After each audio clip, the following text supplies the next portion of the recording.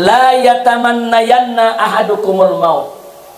Jangan sekali-kali ada orang di antara kamu yang berangan-angan atau mengharapkan kematian. Kematian yang bagaimana? Lidurrin asabahu.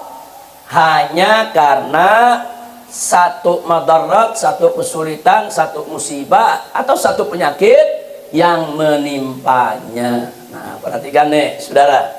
Ini amanat Nabi. Kalau ada orang sakit, atau orang dapat bencana, atau orang dapat musibah, jangan kemudian putus asa minta dimatiin sama Allah. Ya Allah, kalau gini matiin aja saya, ya Allah. Ya Allah, saya udah nggak kuat ini hidup, ya Allah, matikan saja saya, ya Allah. Nggak boleh, saudara. Berangan-angannya saja nggak boleh, apalagi bunuh diri. Nah, kira-kira jelas ya? Nggak boleh. Musibah seberat apapun, saudara, bangunlah kesabaran di dalam diri kita untuk mengembannya. Jangan saudara, jangan sampai ada yang bunuh diri, saudara. Hanya karena nggak dapat kerjaan, istri lapar di rumah, anak lapar, putus asa, istri anak diajak bunuh diri, saudara. Nggak boleh, haram. Jadi sekali lagi kita ingatkan di sini, nggak boleh sifat-sifat tidak sabar semacam itu, saudara, dilarang oleh Allah dan Nabi kita Muhammad Sallallahu Alaihi Wasallam. Walaupun dia dapat penyakit yang berat, dapat penyakit kanker luar biasa, senutnya, sakitnya, saudara, tetap tidak boleh dia minta dimatikan oleh Allah.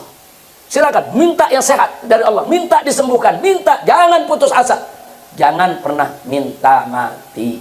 Kira-kira jelas tidak? Nah, tapi sungguh pun begitu Nabi tahu. Tapi memang ada manusia-manusia kan yang sabarnya kurang, saudara.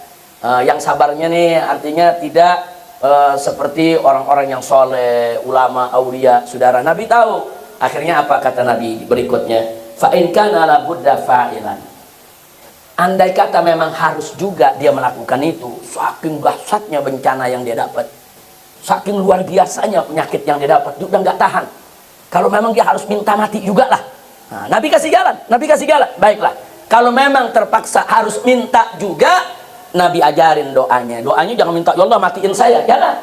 Nah, Nabi ajarin doanya. Apa doanya? Allahumma ya Allah, ini hidupkanlah aku, panjangkan umurku, maka natil hayatu khairan li. Selama kehidupanku ini menjadi kebaikan untukku. Kemudian berikutnya watawaffani, dan wafatkan aku ya Allah, matikan aku ya Allah, cabut aku punya nyawa ya Allah. Idza kanatil wafatu khairan li. Andai kata kematian itu lebih baik untukku. Nah, jadi kita nggak ngatur Allah. Kan yang tahu baik nggak baiknya kan Allah, ya kawan. Bisa jadi justru penyakit kita itu tadi yang terbaik buat kita. Gara-gara kita sakit, dosa seumur hidup kita Allah ampuni. Gara-gara kita sakit, kesalahan seumur hidup kita Allah hapus. Gara-gara kita sakit, kita jadi banyak ingat Allah. Padahal sebelum sakit, saudara nggak pernah ingat Allah. Sholat juga enggak, puasa juga enggak. Begitu sakit, jadi dekat sama Allah. Sholat dia nggak tinggal, puasa dia nggak tinggal. Ada yang seperti itu ya kawan.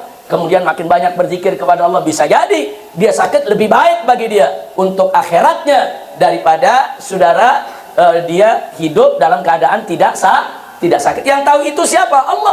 Allah yang tahu. Oh, ini hambaku yang ini nih, kalau dimatikan lebih bagus buat dia. Karena kalau dia hidup akhirnya ngeluhnya makin banyak, lama-lama akhirnya nyalain Allah, jadi kufur kepada Allah. Nah, Allah maha tahu. Yang tahu begitu siapa?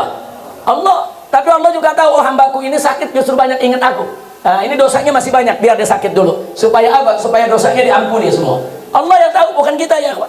Maka itu Nabi ajarin, kalau memang kita udah nggak kuat nanggung penyakit atau satu musibah, minta aja sama Allah, ya Allah hidupkan aku andai kata hidup itu lebih baik bagiku, matikan aku andai kata mati itu lebih baik bagiku. Yang tahu mana yang lebih baik adalah Allah. Kira-kira jelas tidak? Jelas tidak? Nah, ini yang diajarkan oleh Nabi alaihi salatu wasallam. Intinya dari hadis ini, kita diajarkan oleh Nabi untuk banyak-banyak sabar. Dan saya sudah ulang berkali-kali di majelis pertemuan ini, sabar tidak ada batasnya ya kawan. Jadi kalau ada yang bilang sabar itu ada batasnya, enggak. Yang betul sabar itu enggak ada batasnya. Yang membatasi kita sendiri ya kawan. Nah, jadi ada orang yang tingkat sabarnya tinggi, ada orang yang tingkat sabarnya rendah, ada orang yang kurang sabar. Jadi bukan sabarnya yang terbatas, bukan. Manusianya yang membatasi kesabaran itu sendiri. Padahal sabar itu tidak ada batasnya. Tabung aja sabar sebanyak-banyaknya. Semakin banyak kita sabar, Allah semakin suka kepada kita. Innallaha ma'as sabirin. Allah suka, Allah senantiasa bersama orang-orang yang sabar. Di sini Allah janjikan ma'as sabirin, artinya ada ma'iyah, ada kebersamaan. Nah, apa itu kebersamaan? Jadi kalau orang yang sabar itu, Allah akan selalu menyertai dia. Dalam pengertian Allah selalu merahmati dia, memberkahi dia, mengampuni dia, menyayangi dia, mencintai dia, memudahkan segala urusannya, mengabulkan segala hajatnya. Itu bagi orang-orang yang sabar. Nah, maka itu sekali lagi, yuk mari kita bangun kesabaran kita. Insya Allah kita termasuk minas sabirin. Amin ya rabbal alamin.